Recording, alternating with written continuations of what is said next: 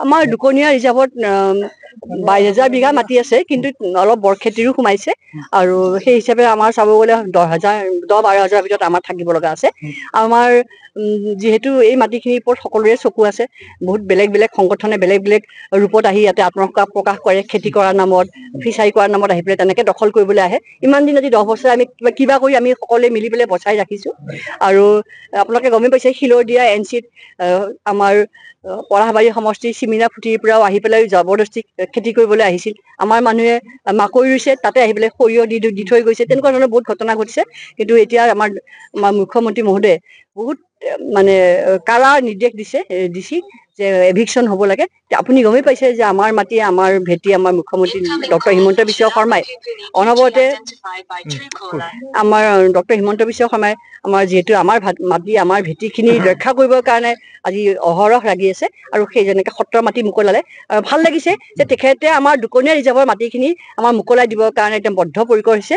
আৰু আমাৰ ডিচিক যেনেকে কাৰা নিৰ্দেশ দিছে, আমাৰ চাৰ্ভে হৈ গ'ল আৰু চাৰ্ভে বহুত কষ্ট কৰিছে আমাৰ চাৰ্কল অফিচে। তথাপি আমাৰ গোপালকসকলে কৈছে চাৰ্ভেটো আমাৰ মনোপুত হোৱা নাই। আমি 8,000 8,500 মাটি আমাক দেখাইছে, আমাৰ আৰু মাটি থাকিব লাগে। সেইকাৰণে আমি 12,000 মাটি বিঘা বুলি কৈছো। 4,000 মাটি আমাৰ বৰখেতিত গুচি গৈছে। গতিকে আকৌ ৰাইজৰ দাবীত আমাৰ হয়তো আকৌ এটা চাৰ্ভে হ'ব।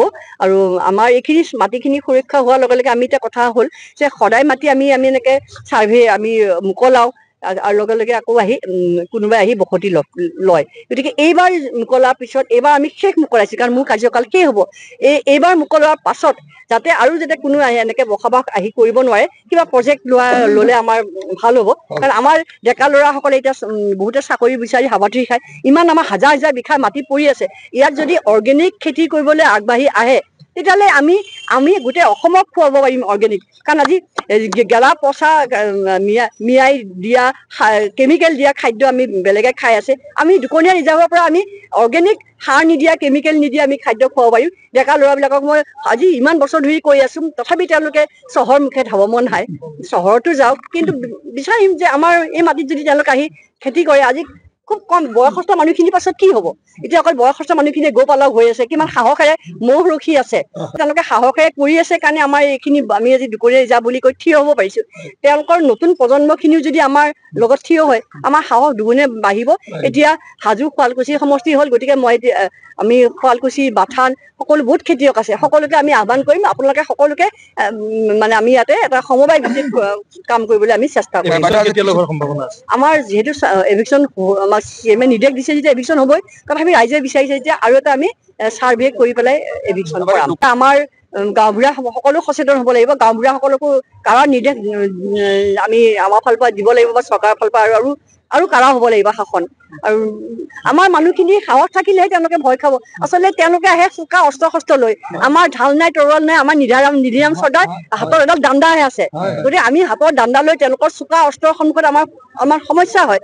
আমি মুখ্যমন্ত্ৰী মহোদয়ক আমি অনুৰোধ কৰিম, ৰিভাৰ পুলিচ থানা এটাৰো আমাক প্ৰয়োজন আছে। আমাৰ উচ্ছেদ এতিয়ালৈকে যিটো চলি আহি আছে পৰ্যায়ক্ৰমে এটা, গতিকে আমাৰতো টোটেল 12,000 বিঘা মাটি আমাৰ আছে এই মুহূৰ্তত। আৰু দুকনীয়া 4ত আমাৰ বহুত আমি এভিকশ্যন 100% এভিকশ্যন দুকনীয়া 4ত কৰিব লাগে। তেওঁলোকে অলপমান বেকডোৰে যদি মাটিৰ পটাও কৰিছে, সেইখিনিও আমি কেনচেল কৰাবলৈ চেষ্টা কৰিম। যিকোনো খবৰৰ বাবে যোগাযোগ কৰক 7099017330 লগতে 7099017110 নম্বৰত।